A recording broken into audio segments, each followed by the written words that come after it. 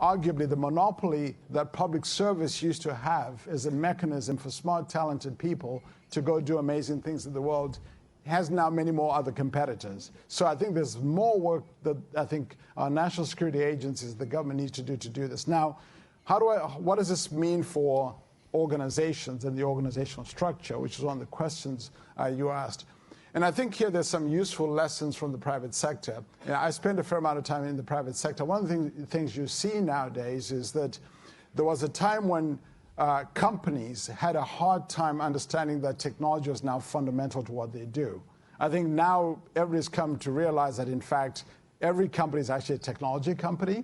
It isn't something that those people in the corner room there do, but it's actually fundamental to the whole enterprise. And I think that mindset needs to come to our federal agencies, that in fact this isn't just something that a few people are going to do over there in the corner. It's got to be part of the system.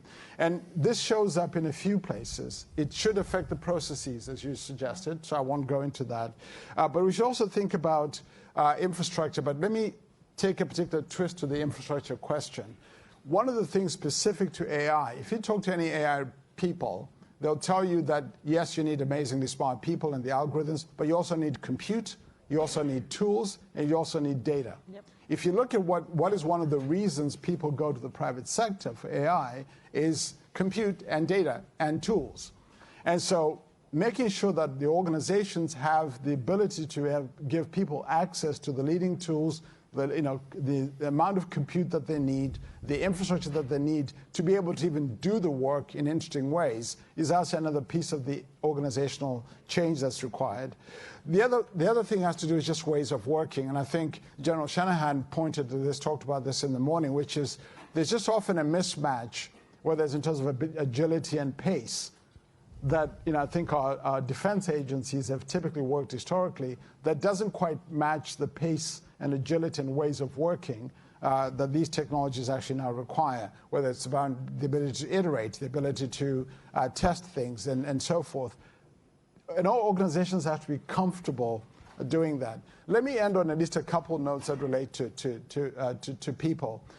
One of the things that at least we've learned with, if you like, the investment of technology in the private sector is that, in fact, there's a metric that often sometimes people use, which is, for every dollar of investment in the technology you make, you need to invest another 20 in the change management. So it's not just about buying the technology. There's all the change that actually needs to happen in the organization before organizations can fully capitalize this. And I think this is maybe perhaps what you're alluding to about the actual change that has to happen in our agency's work. And I'll end on this note, at least for now, something we haven't really talked about, which is career pathways. One of the things that actually helps a lot is when you actually have, when you bring people into organizations and there's actually career pathways where they can actually grow and succeed to the highest levels of those organizations on the basis of unique skills that they're building. Again, you see this in companies all the time. I think until we started to see chief information officers and chief technology officers sit at the C-suite table and be able to affect organizations and people could see the career pathways, this was not taken seriously. It wasn't those kids in the basement doing technology stuff, but this was actually, people could actually see how they could progress in the organization. I think that's some of the fundamental thinking that's going to be required, I think, in our defense and national security agencies, which takes you all the way to the topic of leadership, which you've already spoken about. But those are at least some lessons learned from our experience. Thank you. Good. And to round things out? Wonderful. So, no, I want to just, I would say second or even third, the thanks for inviting me and for the marvelous work that's been done on the report to date. And I'm looking forward to seeing more of the output. So, Singularity University is a think tank based in Silicon Valley. It's neither about the singularity nor is it a university. So there's some identity issues that we're working on. It's not a university because in the United States to be accredited, you have to actually pour glue on your curriculum for 2 years, and we change our curriculum every 2 months. We have 300 brainiacs from around the world. They're experts on everything from artificial intelligence to next generation medicine, and I get to pull from their brains a lot of the thoughts about the impact on the future of work, future of the organization, and future of learning. And so if I sort of distill some of these things down into the way, so I sort of read some of the questions that we were asked, what I typically, the framing that I often get is, so wait a minute, let me understand this. Are we trying to mostly put our efforts on upgrading humans, or are we trying to change the systems, including our organizations? And my answer is yes.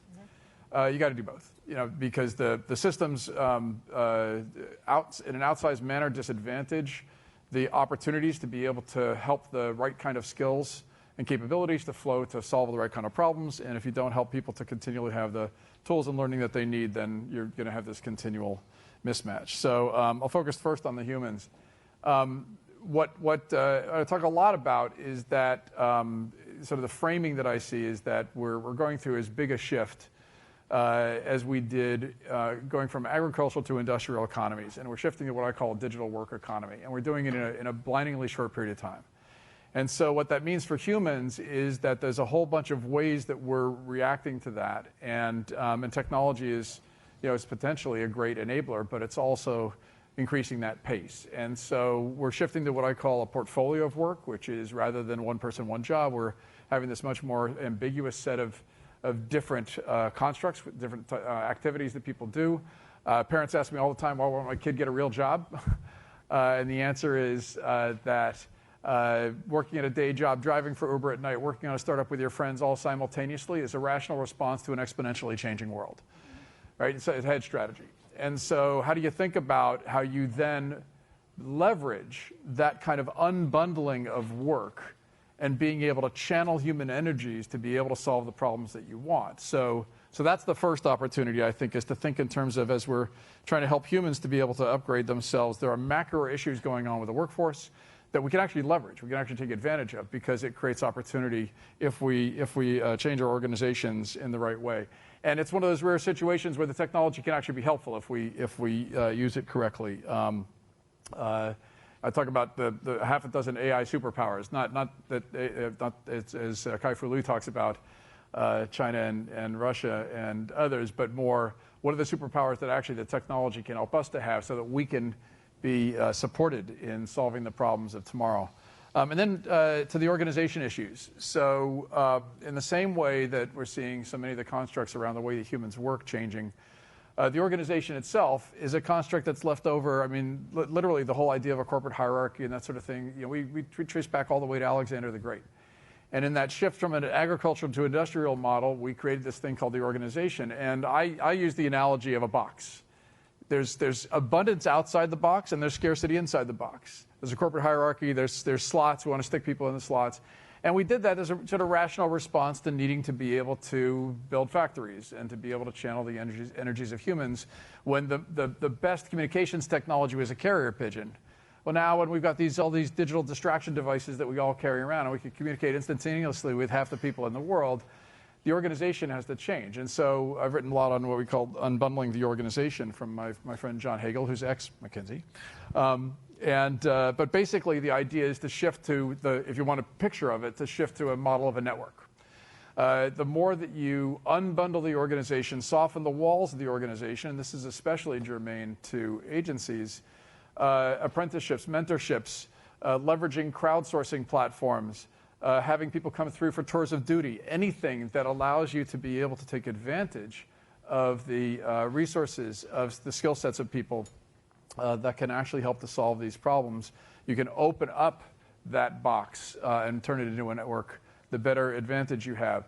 But the mentality that I push for, I've got 9 courses on LinkedIn Learning where I talk a lot about these issues. One of them, what I say is, it isn't any more about change management. It's about managing change. Change management was this mentality that there's a current state and a future state, and you can do the delta between them, and then you're done. What's the difference between them? Okay, yeah, we got our plan. It's only managing change. We can't see any point at which exponential change is going to slow down. As a matter of fact, one of our favorite phrases at Singularity University is, today is probably the slowest day of the rest of your life.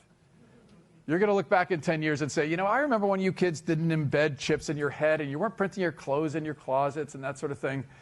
We can only see that it's going to increase. And so the idea that an organization actually has some future static state, we don't see that. And so the processes that you need to be able to help people to continually adapt, and especially as we think of, with the lens of AI, and the technologies themselves that are not going to slow down, they're only going to increase, then we just need a bigger boat. We need a new way of thinking about solving these problems. So now that my head hurts because, because I'm listening to the three of you, and if there is a very simple refrain that I could put forth, is that you are demanding from us or asking us, or asking these organizations, government, academia and the like, to do some things in ways that we're not organically poised or to do. Because again, you're throwing out the entire model which has built this very framework, and you're saying going forward, there might be, if you're not saying that, please counter that the model going forward that will enable all of the things that that we speak of and the things that are necessary for national security. That the way we went about it up until now is not the way that's going to get us to nirvana. So I think that's right and not scary. Okay. Because I'm scared. No. So I would be scared if I thought the future world was for the technology and the humans to self-organize. I think one of the difficulties of the last 20 years, when the communications, instead of being Pony Express days when there was a lot of expense and so you knew the information you received had value, now it is infinitely available, and yet humans are still trying to process it that means something, and we're trying to let even our private sector try and figure out where we ought to go or which technology. So here's what I think. You need government. But government can't act in this world to provide the functions that government does in the same way it did. I love your quotation on change. I have a different one, and that is I hate change, but I love relevance more. Okay. Right? So to me, what's the function of government? What's the function of national security? You must affect it, but you cannot affect it the way that we have. It just isn't working. It's ripping at the seams. It's too slow. But again, it's not expansive enough. People, right? And I know you're getting there. No, but you do still have the people. Right. But people without imperative are going to have a hard time delivering the outcome that we need. An imperative just to prosecute a technology or to take it as far as it would go has had the limitations to it. Look at Mark Zuckerberg sitting in front of Congress. Oh my God, I'm responsible.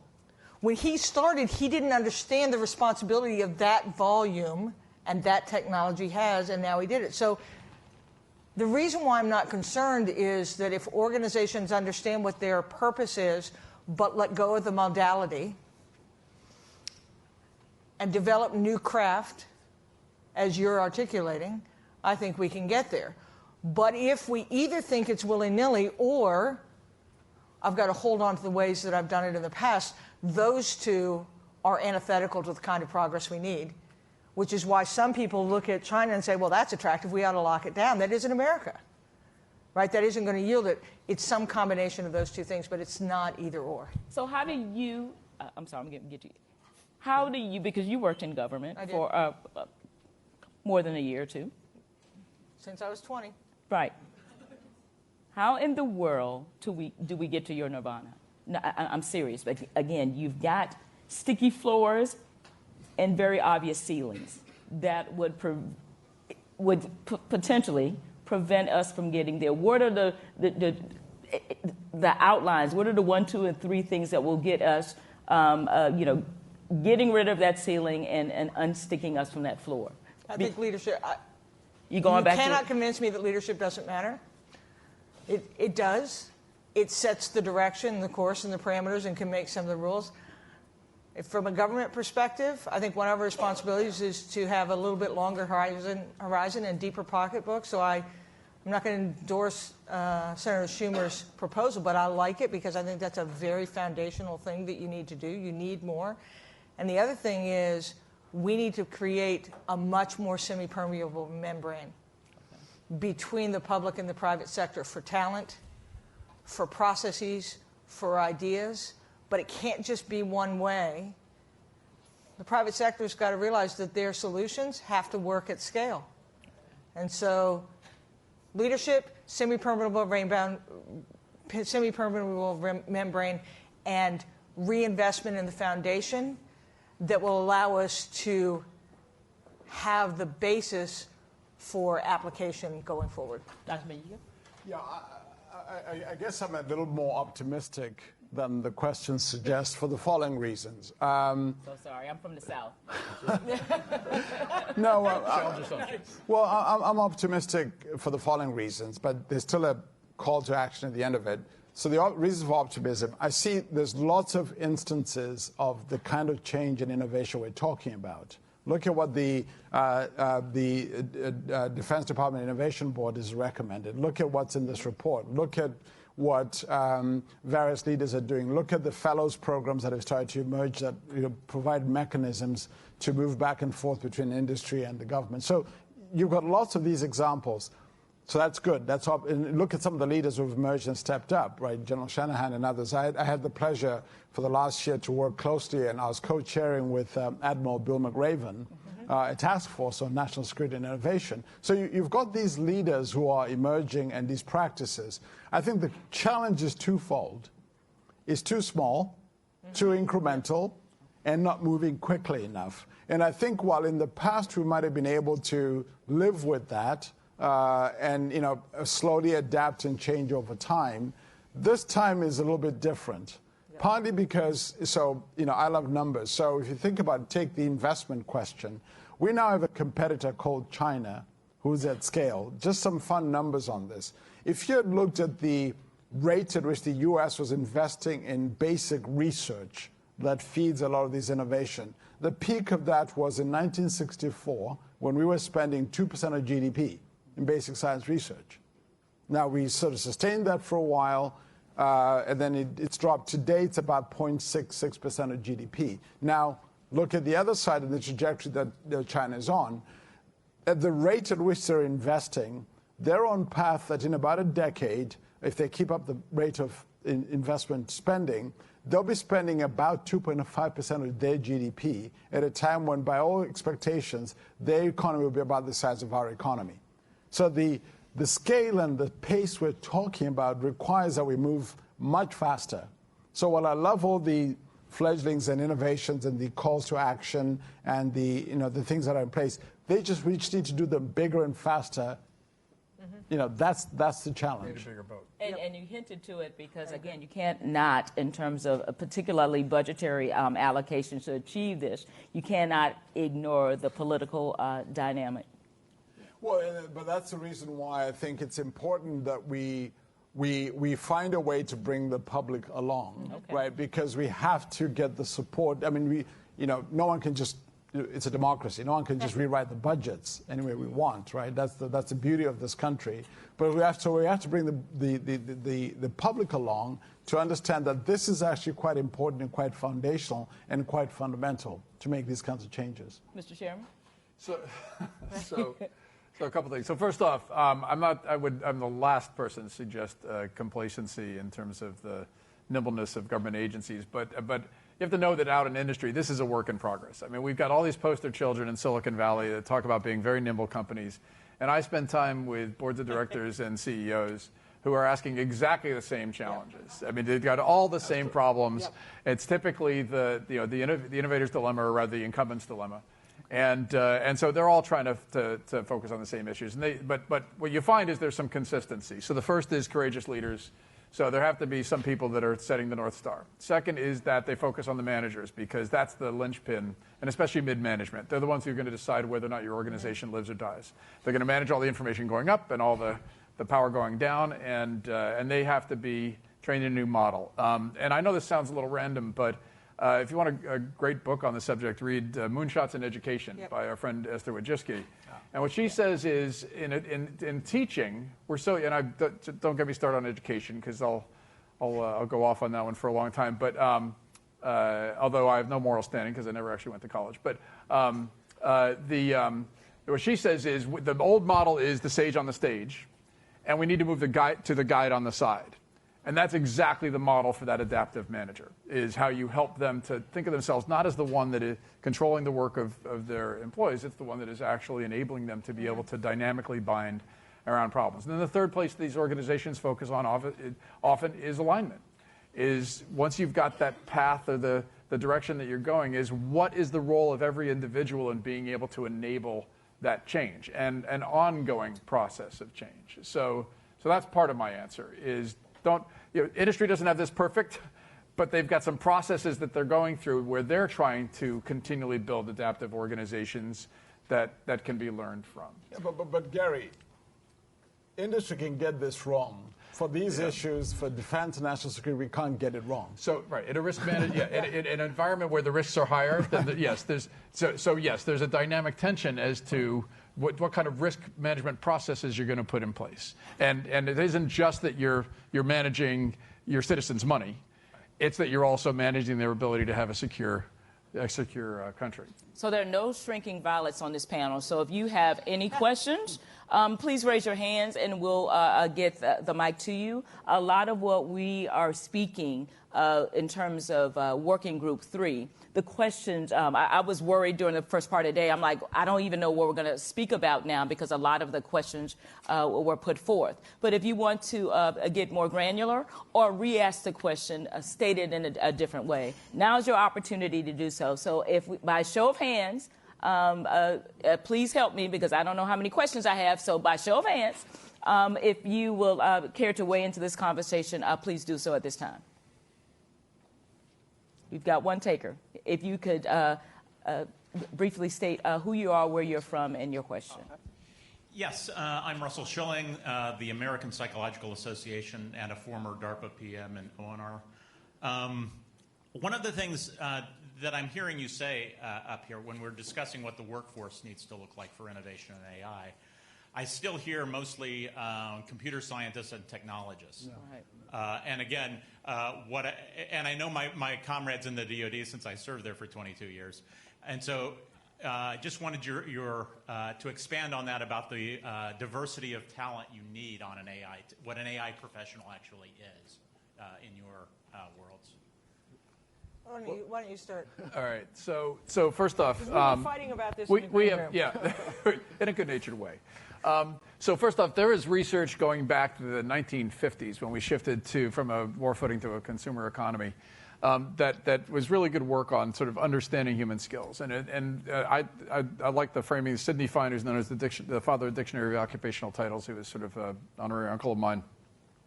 He basically said there's these things that are called knowledges and there's things that are called transferable skills. And so we've got this, and unfortunately today we call them hard skills and soft skills, but really these are skills that are anchored or rooted in a particular arena, and these are skills that are usable in a range of different situations that are transferable. And what we've done is we get so over-indexed on the specific knowledges that we believe are needed at a particular period of time to be able to train people to be able to solve certain kinds of problems. Our education systems are geared towards that. The way that we're churning out people who have degrees is geared towards that. There's all these other skills that will allow people to be adaptive and collaborative and so on, and we're not training for those.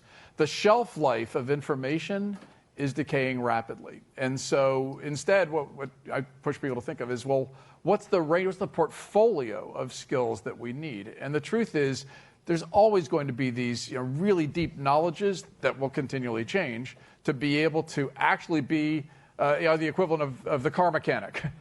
But a lot of people just need to know how to drive the car, and they've got to have a range of different perspectives to be able to solve problems with dynamic teams. I mean, that's just, it's really clear. I mean, Google did this analysis, and they found there's only 2 actual characteristics of high-performance teams.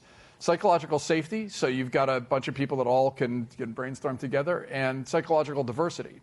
So it has to be a lot of the skills that we think of as being softer. It has to be, you've got people trained in psychology and in a range of different liberal arts backgrounds, because that's the only way that you're going to solve the problem. But in Silicon Valley, we haven't gotten it right at all. We heavily over-index on the technical skills, and we are ignoring many of the others that are required to be able to solve problems dynamically. Doctor?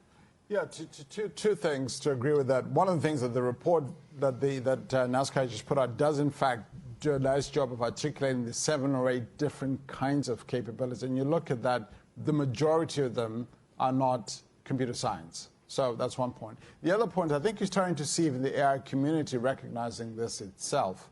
So, for example, if you look at, I've been involved in setting up of what's now one of the largest academic institutions, the Stanford Human-Centered AI Institute. And by design, that institute is a multidisciplinary institute. If you look at it in terms of what's going on there, yes, you have computer scientists and roboticists, but you've also got people from the league, from law, people from philosophy. In fact, the co-directors of the institute, one is a computer scientist, the other is a philosopher. So I think you're starting to see this recognition that this takes multiple skills and capabilities. So I think we do need to move away from this AI skills topic as being primarily about computer science. It isn't. Just to take a twist on that, I think this is a technical world. I think everyone needs to be, I don't care your discipline, you need to be comfortable with technology. You may not be the person who's developing, but if you are not a comfortable data swimmer or you're not comfortable with technology, you're going to have a hard time. Second is, as these technologies become more ubiquitous, the differentiator is going to be critical thinking. The way I characterize it, you wanted to use it. And so both the technologists have got to have in their head use, and the decision makers have to have that responsibility of use. So if you take Secretary Kissinger's comments, if you believe you have a responsibility for use, you will get to the issue of ethic. Because nothing changed about the responsibility of the organization or the human just because you introduced a technology. And I think he said application and interpretation. Right. Is that how? Right. So I just think about you have to understand the responsibility of use, and so to me that's the critical thinking piece. And so I actually think you're going to see a resurgence of the liberal arts education as the technology permeates even more broadly than it has now, because that's going to be what is going to make the difference in terms of progress. I keep going back, and forgive me for being fixated. That's a kind of a sudden thing too, to be honest with you. Again, you're speaking about being disruptive within both public and private sectors, and affirming that the composition within those sectors will again be more diverse in a number of ways, particularly when it relates to disciplines. But that again is not natural, it's not comfortable, and it's not easy to manage, especially in the government, where historically our promise is stability of employment. Right. Right? You said that out loud? Yeah, and that has given us some of the greatest accomplishments of free societies because of that. But it isn't necessarily the model that we need going forward. So I'm very proud to have served in the intelligence community for almost 40 years. When I talk to young people now, I say, it's the best first 5 to 10 years of your career. It is. Higher purpose, you'll understand the use case. You will have more responsibility early, but at 5 to 10 years, I want you to move. I don't think. So how do we make that sexy? No, but I think we totally can. I think there are partnerships that we talked about in the field that you can imagine careers differently. I could imagine a company saying, we are going after the same talent, and I want that talent's first 5 years to be in the government. So you actually, and they're still my employee. You said, I think, the most key word. And so really, I think one of the greatest places you have to stand is purpose. When I was a teenager, my father was a recovering minister. A recovering minister who had been laid off from his work, written out of the budget. And he went to go help other ministers who were being laid off. And he wrote a little pamphlet that turned into a book called What Color is Your Parachute?, which is the world's career manual. And one of the reasons I didn't go to college, I fell into the family business. So I was actually trained as a career counselor when I was 19. And he had a construct. He sort of broke down jobs and also the characteristics of us as humans into sort of 7 different characteristics, including our skills and knowledges. But center of the target was purpose. And so what you're finding right now, when the heads of companies and boards of directors pound on the table and ask me why young kids won't come to work for their companies, they keep saying, kids are asking them, well, what's your purpose? Like, what is the purpose of your organization? Well, you got purpose nailed in the public sector. And so that, I think, is your superpower. That's the place you start from, it is about that process of helping them to onboard, and even if it's the first 5 to 10 years or later 5 to 10 years. And then it comes back around, right? Exactly, but you don't have to make that up. Right. That's the North Star to bring that talent in. It just has to be clearer about how they can actually help to move the needle. So the public sector needs to be a better messenger, a better prophet, and also really clear as to what one example I think is very indicative is Code for America. Jen Palka, the former CTO. The whole model of getting a bunch of innovators making a problem clear. This is what I talk a lot about. The future of work is we have to become more problem centric. Mm-hmm. Agencies become very process centric, mm-hmm. and then they forget what the problem was they were trying to solve. So the more problem-centric you can become, the more you can carve out the problem to be solved. It's clear. You can actually have an impact on it. The Code for America just basically threw a team at the state of California, which suddenly made marijuana legal, changing the records of 50,000 people who had convictions on their records and wiping them out automatically. And that was only done because you brought a bunch of these innovators in to solve that problem. Okay. Any questions? One to my right. Hi, afternoon. My name is Jim Perkins, and I'm going to speak under my Army Reservist hat. The question here about talent management, in particular with talent management reform, one of you mentioned that there's both a tech problem, there's data, and then there's recruiting talent. And I would like to push on what Ms. Gordon had sort of mentioned about the off-ramp for what I'll refer to as the frozen middle, and affectionately providing a I'm so sorry. I teed it up and I sort of blanked on. But the ability to retain the right talent in there, because many of the people that you have with these skills are leaving out of frustration. Even if you have the technology and the data, the lack of implementation is just killing them. Right.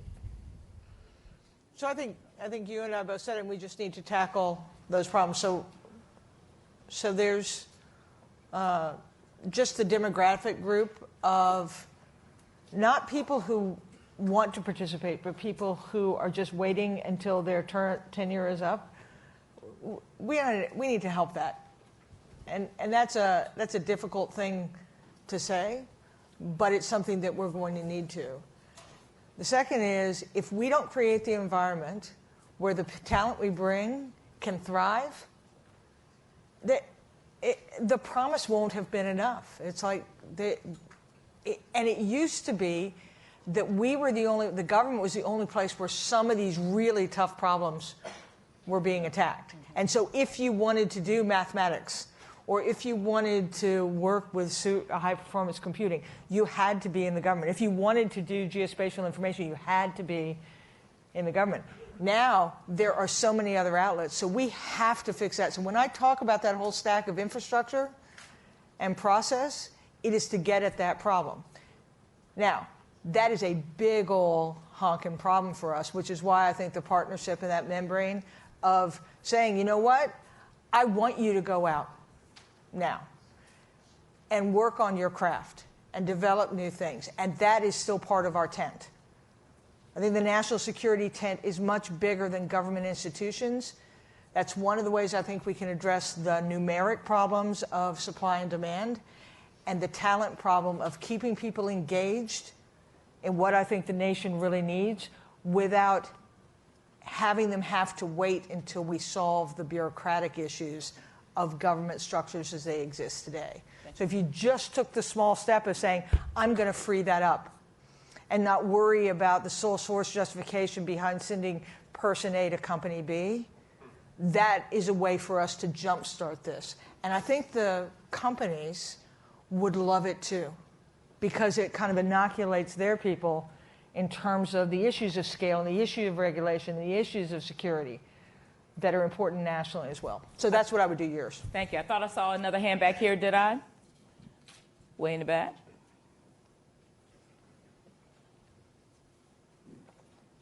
And if the other person, there was somebody, I thought somebody, if you can approach whoever has the mic on this side, approach them so we can cut out a few seconds. Yes, ma'am. Hi, I'm Anna Mitchell. I work at Schmidt Futures as a product manager. I just graduated from Stanford's computer science department, and I talked to a lot of people who are deciding about their first jobs out of college, a lot of people who are specializing in AI. And one of the things I just noticed over and over again is that it's so hard to turn down a super high-paying job from the private sector with stock options, bonuses. It's very hard to do that as a new graduate. So what are your most concrete proposals for solving this pay gap, beyond only tours of duty, but like recruiting people to government for the long term? We talked about that a bit in the report. Do you have a... Well, a couple things. One of the things that has been proposed in various circles is the idea that, in fact, when people are taking on jobs that have mission and public service in mind and are based on these foundational technologies, such as people like yourselves who've graduated from these places, why wouldn't the federal government write off their loans?